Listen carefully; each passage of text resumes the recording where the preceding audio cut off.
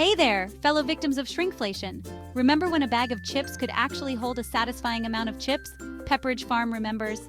These days, it seems like everything's getting pricier, and not just chips. Welcome to the world of inflation, where your money magically buys less stuff.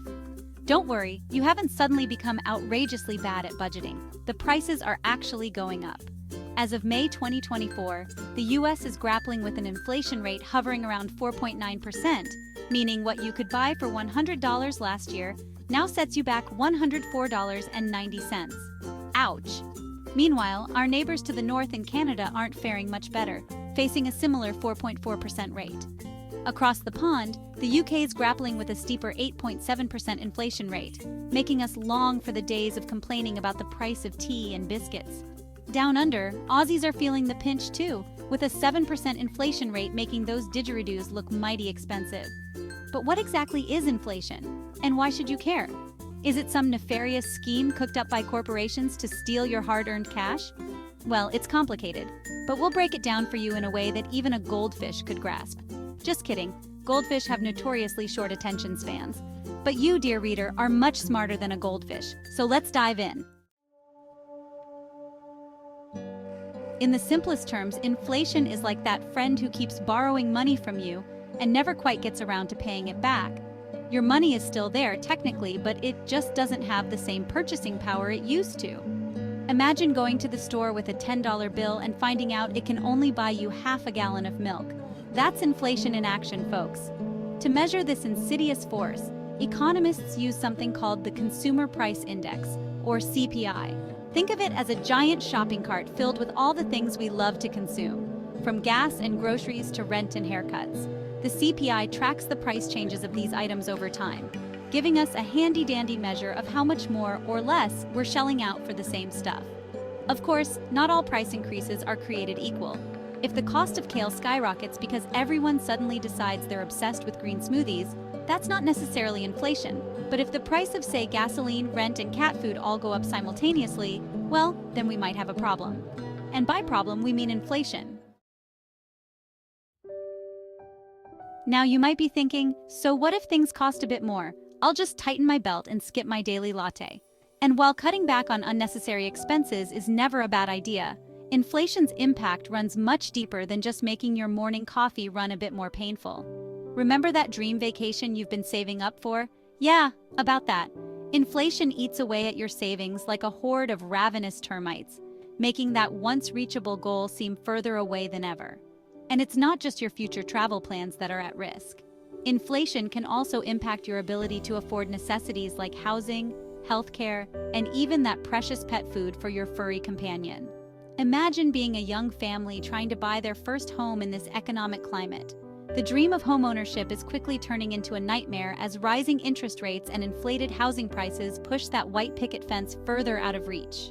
And don't even get us started on the cost of childcare, which seems to be increasing faster than the speed of light. Inflation can feel like you're running on a treadmill. You're putting in the effort, but you're not really getting anywhere. Remember that emergency fund you've been diligently building? Inflation's quietly chipping away at its value, meaning it might not be there to cushion the blow when you really need it. Imagine this. You've saved up $10,000 for a down payment on a car, but due to inflation, the car you could have purchased a year ago now costs $11,000. Your savings haven't disappeared, but their purchasing power has taken a hit. It's like running a marathon only to find out the finish line has been moved further away. This is where the concept of real return comes in. It's not enough to simply park your money in a savings account and hope for the best. You need your money to grow at a rate that outpaces inflation, or else you're effectively losing money over time. It's like trying to outrun a bear. You don't need to be faster than the bear, just faster than the person running next to you. Now, before you go full doomsday prepper and start hoarding canned goods and toilet paper, let's talk about what's being done to combat this economic beast we call inflation. Enter the central banks, the superheroes, or villains, depending on who you ask, of the financial world. Think of central banks like the conductors of an orchestra, except instead of instruments, they're trying to harmonize the economy. Their main weapon of choice? Interest rates. When inflation rears its ugly head, central banks typically respond by raising interest rates, making it more expensive to borrow money. This, in theory, should slow down spending and cool down the economy, bringing inflation back under control. However, raising interest rates is a delicate balancing act. Too much, too fast, and you risk triggering a recession, which is basically the economic equivalent of a hangover after a night of excessive spending. Too little, too late, and inflation might spiral out of control, leaving consumers and businesses alike feeling the burn. The U.S. Federal Reserve, affectionately known as the Fed, has been walking this tightrope for the past year, implementing a series of interest rate hikes in an attempt to tame inflation. And while there have been some signs of progress, with inflation slowly easing from its peak in 2022, the battle is far from over. The Fed's goal is to achieve a soft landing, which essentially means bringing inflation under control without sending the economy into a tailspin. It's like trying to land a plane on a windy day. It requires a delicate touch and a bit of luck. However, with a still robust job market and consumer spending remaining resilient, the Fed faces the challenge of cooling down the economy without causing it to stall completely. It's a high-stakes game of economic Jenga, and the consequences of a wrong move could be significant. Meanwhile, across the pond, the UK is facing its own set of economic woes. Brexit, the COVID-19 pandemic, and the war in Ukraine have all contributed to soaring inflation rates, leaving many Brits feeling the squeeze. The Bank of England has been raising interest rates in an attempt to curb inflation, but it's a tough battle. The UK's reliance on imported goods makes it particularly vulnerable to global supply chain disruptions, which have been exacerbated by the war in Ukraine. The Eurozone, too, is grappling with high inflation, driven by similar factors. The European Central Bank has been more cautious in its approach to raising interest rates, given the fragile economic recovery in some member states. It's a delicate dance, and the ECB is trying to find the right steps to avoid a recession while keeping inflation in check. Canada, meanwhile, has been faring relatively well compared to its global counterparts. While inflation has ticked up in recent months, it remains lower than in many other developed economies. The Bank of Canada has been proactive in raising interest rates, and its strong fiscal policies have helped to cushion the blow for Canadians. Australia, too, has managed to keep inflation relatively contained, thanks in part to its strong commodity exports and robust labor market. The Reserve Bank of Australia has been raising interest rates gradually, and the economy is expected to continue growing, albeit at a slower pace.